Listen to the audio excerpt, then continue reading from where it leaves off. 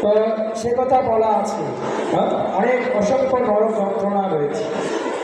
তো এর মধ্যে 28টি নরকের কথা শ্রীমদ্ ভাগবতে আমরা বর্ণনা পাই। তো মানুষ এই যে ইন্দ্রিয় তৃপ্তি করতে করতে বিভিন্ন রকম পাপকর্মে প্রবর্ত হচ্ছে, এত রকম পাপকর্ম করছে, এমনকি সে নিজের সন্তানকে, নিজের ভ্রাতাকে, নিজের ভগ্নীকে হত্যা করতে পর্যন্ত দ্বিধাবোধ মানুষ করে।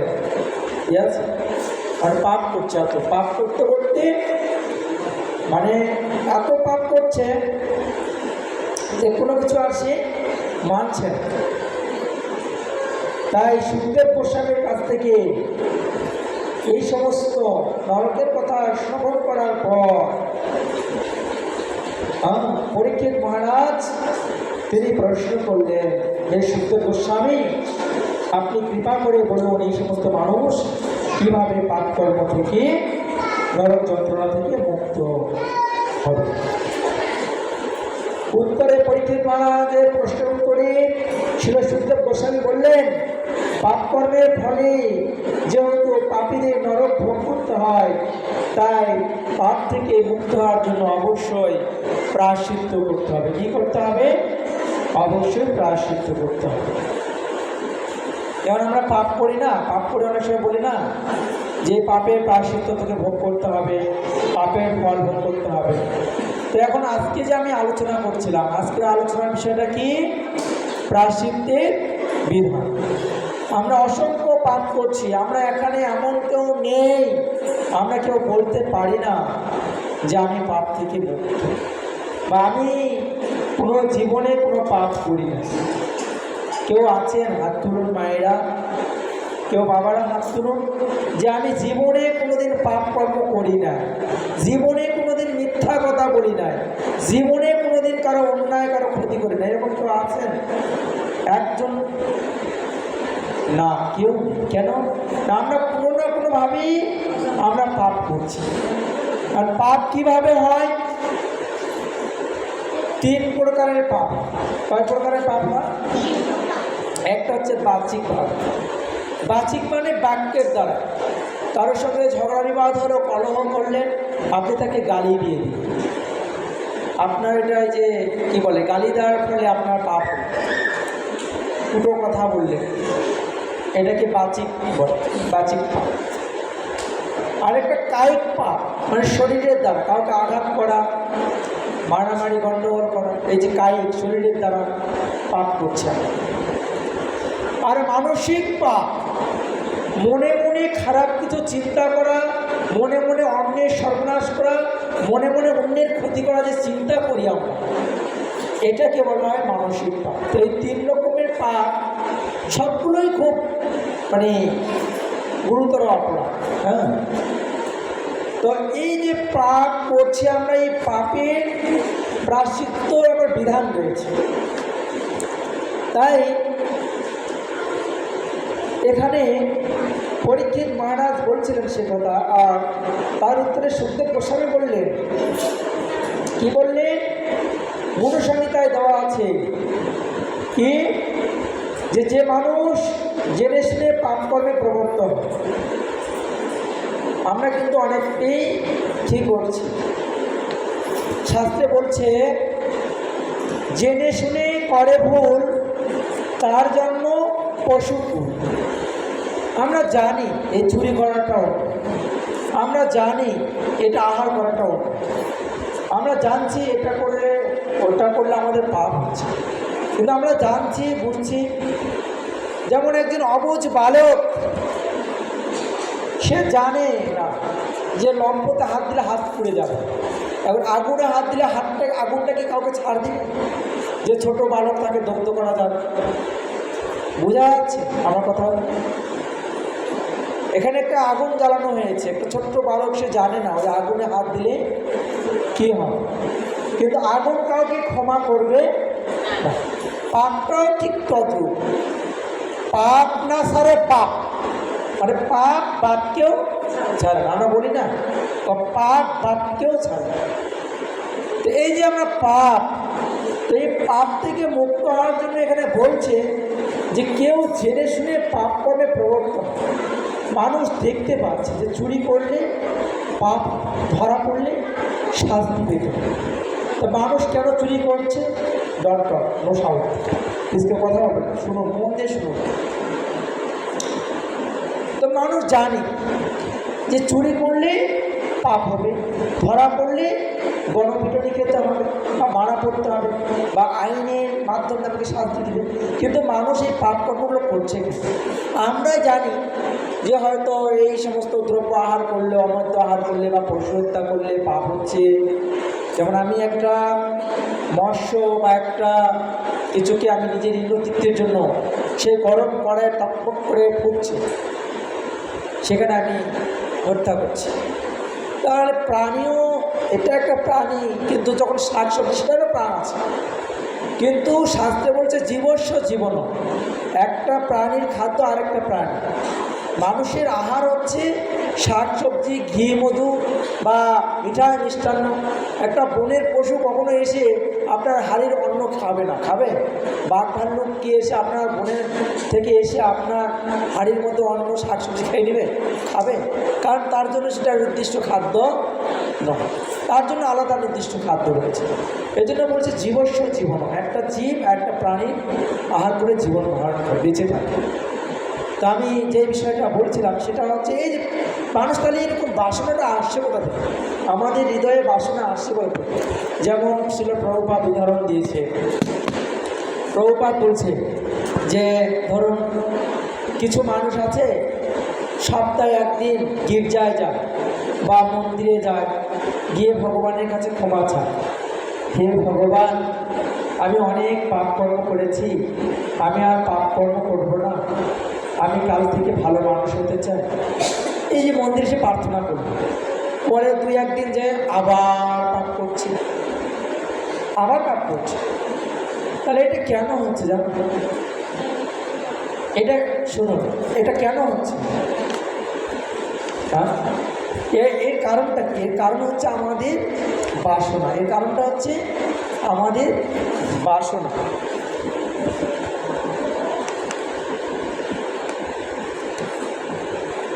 এটা হারিয়ে গেল, তো এটা হচ্ছে একটা বাসনা। যেমন প্রভুপাদ উদাহরণ দিয়েছে,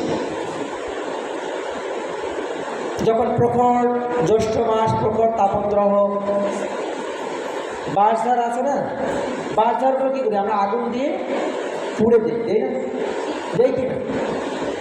কিন্তু বর্ষাকাল আসলে আমার সেই বাঁশের কুড়োলগুলো আমরা ছোটোবেলায় দেখছি, যখন এরকম চৈত বৈশাখ জ্যৈষ্ঠ মাস, বাঁশঝাড়গুলো আমরা পুড়ে দিই।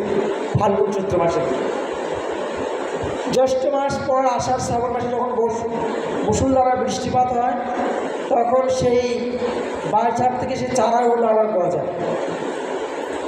এর কারণটা প্রভুপাদ বলছেন, যেটা কি এর এর এর মূল কারণটা হচ্ছে তার মূল যে শিকড়টা, সেটা সেখানে সমূলে উৎপাদিত হয় না, যার জন্য সেখান থেকে আবার চারাগুলো গজাচ্ছে। যেমন বলতে সুরাভাণ্ড, সুরাভাণ্ড মানে কি? মদের হাঁড়ি। মদের হাঁড়ি যতই আপনি গঙ্গা জল দিয়ে আর গোবরগুলা দিয়ে পরিষ্কার করুন, সুরাভাণ্ড কখনো মানে কি বলে ওটা থেকে মুক্ত হতে পারে না, পাপ থেকে। সুরাভাণ্ড যতই আপনি মদের হাঁড়ি, যতই আপনি ঘষা মাজা করে পরিষ্কার করুন, না হবে না। আবার আমি যে উদাহরণটা দিলাম বাঁশের কুড়োলের, এটা কি? যেটা তার চারাটা সবগুলো উৎপাদিত না হওয়ার ফলে সেটা আবার হচ্ছে। এখন বিষয় হচ্ছে আমরা পাপকর্ম করছি, আমাদের হৃদয়ে বাসনা রয়েছে। তো এই বাসনাটা যতদিন না পর্যন্ত আমাদের সমূলে উৎপাদিত হচ্ছে, ততদিন আমাদের হৃদয় থেকে পাপকর্মের বাসনাটা দূরীভূত হবে না, ততদিন হবে না। হ্যাঁ, যতদিন না এই পাপকর্মটা আমাদের বাসনাটা আমাদের থেকে যাচ্ছে। তো এটার পিছনে মানে যুক্তি আছে, ব্যাখ্যা দিয়েছে শিল প্রভুপাদ বলছে যে কীরকম আমরা কী করছি? পাপকর্ম করছি। পাপকর্ম থেকে মুক্ত হওয়ার জন্য এখন কী করছি? প্রায়শ্চিত্ত করছি। কী করছি আমরা? প্রায়শ্চিত্ত করছি। এখন প্রায়শ্চিত্ত করছি, তো প্রায়শ্চিত্ত একটা কর্ম। প্রায়শ্চিত্তটা কি? প্রায়শ্চিত্তটা কি মায়েরা? প্রায়শ্চিত্তটা হচ্ছে একটা কর্ম, হরি বল, প্রায়শ্চিত্ত হচ্ছে একটা কর্ম। তাই শাস্ত্র বললেন কর্মের দ্বারা কখনো কর্মবন্ধন ছেদন করা যায়, কর্মের দ্বারা কর্মবন্ধন ছেদন করা যায় না। তাই পাপ কর্মের দ্বারা কখনো প্রায়শ্চিত্তের মাধ্যমে প্রায়শ্চিত্তের বিধান করা যায় না। আমরা কিছু করছি। তাই এখন এখানে আমরা দেখব যে কীভাবে এই প্রায়শ্চিত্তের বিধানটা এখানে দিয়েছে। যদি আমি এমনিতেই বলতাম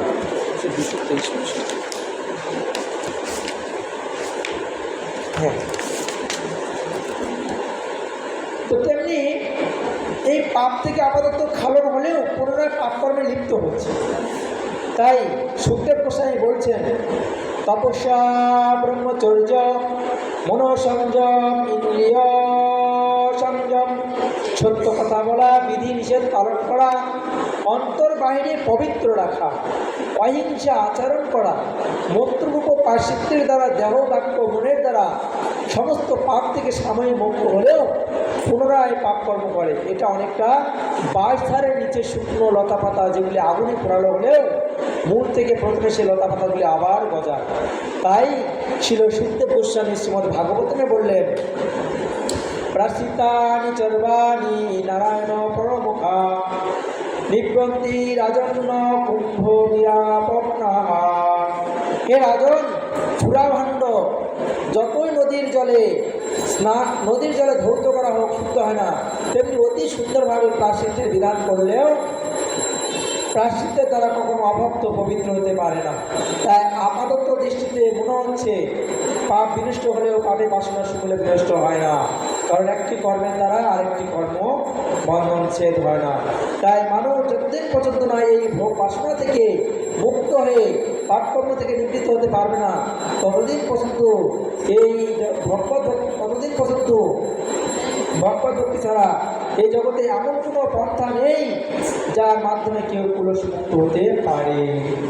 তাহলে দেখলেন, বুঝতে পারলেন, যতদিন পর্যন্ত মানুষ ভগবত ভক্তিতে যুক্ত হচ্ছে, ভগবানের সেবায় যতদিন না পর্যন্ত মানুষ যুক্ত হচ্ছে, ততদিন পর্যন্ত মানুষ পাপ থেকে মুক্ত হতে পারবে। এখন পাপ থেকে মুক্তির উপায় কি? তাই এখানে বললেন, কি বলছেন শুনুন। শ্রীকৃষ্ণকে পূর্ণরূপে উপলব্ধি না করলেও যারা অন্তত একবার ভগবানের শ্রীপাদ পদ্মে আত্মসমর্পণ করেছেন, তার নাম রূপ লীলার প্রতি আকৃষ্ট হয়েছেন এবং সম্পূর্ণরূপে তারা পাপ থেকে মুক্ত হয়েছেন, কারণ প্রায়শ্চিত্তের প্রকৃত পন্থা তিনি অবলম্বন করেছেন। তাই ভাগবত বলেছেন, যেই সমস্ত শরণাগত ব্যক্তি স্বপ্নেও পাপীদের বন্ধন করার জন্য পাপ বহনকারী জগতের দর্শন করে না। তো যেই সমস্ত ব্যক্তি এরকম যারা ভগবানের শ্রীপাদ পদ্মে আত্মসমর্পণ করেছেন, তাদের আর জগৎ দর্শন করতে হয়। এখানে একটা দৃষ্টান্তমূলক একটা উদাহরণ দিয়েছে, খুব সুন্দর একটা উদাহরণ দিয়েছে। কীরকম? পূর্বকালে সুখদেব গোস্বামী বলছেন, কাঞ্জন উচ্চ নগরীতে এক সর্বসম্পূর্ণ গুণে ব্রাহ্মণ বাস করতেন। তিনি প্রতিদিন নিষ্ঠা সহকারী বনের মধ্যে গিয়ে ফুল ফল পুষ্প গোবিন্দের জন্য চয়ন করতেন। একদিন তিনি পুষ্প সংগ্রহ করতে গিয়ে বনের মধ্যে দেখতে পেলেন এক অপরূপ সুন্দরী পতিতা বেশ্যা রমণী তিনি দেখতে পেলেন, এবং সেই বেশ্যাটির নেশায় উন্মুক্ত হয়ে একটি সূর্যের সঙ্গে কামনা লালসা চরিতার্থ করছিল। তখন সেই বারবণিতা একটা অন্য পরপুরুষের সঙ্গে সেই বনের মধ্যে জগন্নাথ, তো তখন সেই বনের মধ্যে মানে অন্য একটা লোকের সঙ্গে সে মানে কাম ক্রীড়ায় লিপ্ত হয়েছে, ঠিক আছে? যখন লিপ্ত হয়েছে তখন এটা সেই অজামিল দেখেছে, সেই যে ব্রাহ্মণ শুদ্ধাচারী যে ব্রাহ্মণ ছিল সে দেখেছে। তো এখন কি হয়েছে, তখন ক্রমে ক্রমে কী করলো, ক্রমে ক্রমে সেও রমণীর কথা চিন্তা করতে করতে সেই রমণীর কথা চিন্তা করতে করতে সে বেশ্যাটি নেশা উন্মুক্ত হয়ে সে ইন্দ্রিয় সংযমী ছিল, কিন্তু গৃহে ফেসে সে সেই কামার্থ সেই নারীর চিন্তা করলেন এবং সে তার পতিব্রতা সম্পূর্ণ গুণসম্পন্ন রমণী সুন্দরী স্ত্রীকে ত্যাগ করলেন এবং ক্রমে ক্রমে অজামিল পাপ আচারে লিপ্ত হলেন এবং অসৎকর্মে লিপ্ত হলেন। অসৎকর্মে লিপ্ত হলেন। অজামিল ধীরে ধীরে চুরি ডাকাতি, ছিনতাই, নেশা, এমনকি পাপ কর্ম নেই যা তিনি করেননি। উল্টোটা রমণীর সঙ্গের ফলে ব্রাহ্মণের যত গুণ ছিল সব নষ্ট হয়ে গেল এবং ক্রমে ক্রমে সেই ব্রাহ্মণের